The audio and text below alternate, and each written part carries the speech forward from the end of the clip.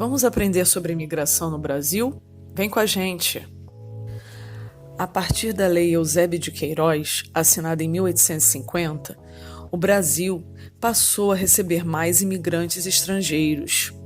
Essa lei proibia o tráfico negreiro, utilizado até então como mão de obra para as lavouras de café. Com isso, os cafeicultores, os fazendeiros, resolveram o problema da mão de obra através do uso dos imigrantes, só que com mão de obra assalariada. Os grupos mais numerosos de imigrantes nesse período foram os italianos, portugueses, alemães, japoneses e árabes.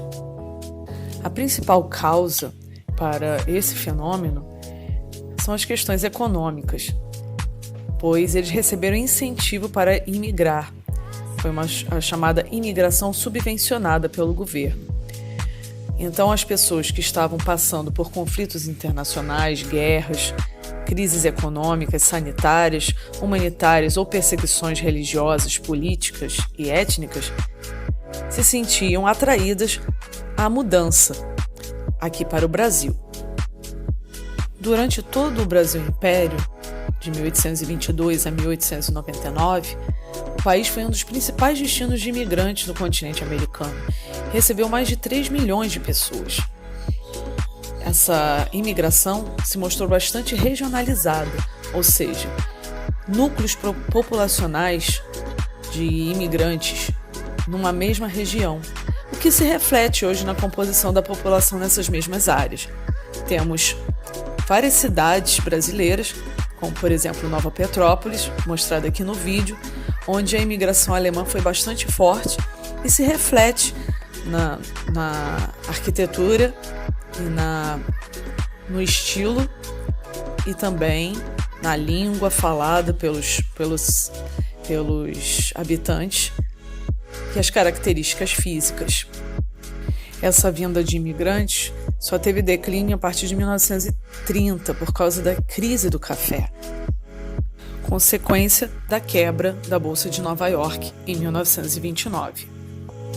Você pode observar até hoje a influência dos imigrantes italianos e japoneses, principalmente em São Paulo, e dos imigrantes alemães no Rio Grande do Sul. Aqui no Rio de Janeiro tem uma peculiaridade: a cidade de Nova Friburgo recebeu imigrantes suíços e que foram para lá devido às condições climáticas mais favoráveis, um pouco mais parecidas com a sua própria região, e ali estabeleceram um local onde esse grupo se desenvolveu e trabalhou bastante, e até hoje verifica-se a influência da cultura no aspecto das casas, na organização do local.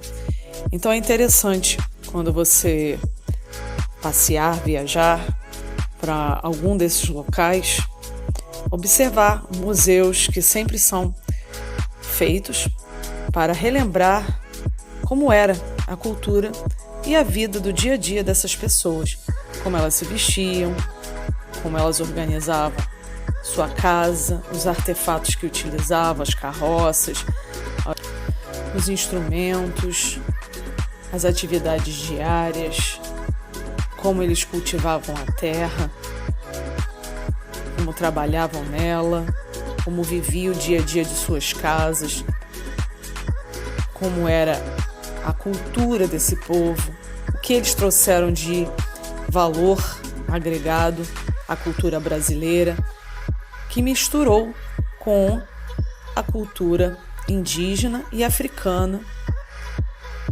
além da influência portuguesa que já existia aqui. Então, visitar museus é sempre muito importante para conhecermos como era a vida naquele momento, como as pessoas se organizavam, trabalhavam e viviam em comunidade. Geralmente, esses museus são construídos para a preservação da memória histórica e contam com doações de parentes e amigos de pessoas que viveram naquela época e que gostariam de preservar as tradições. Se você gostou de aprender sobre esse assunto, curta e compartilhe bastante. Esteja inscrito no nosso canal. Um abraço!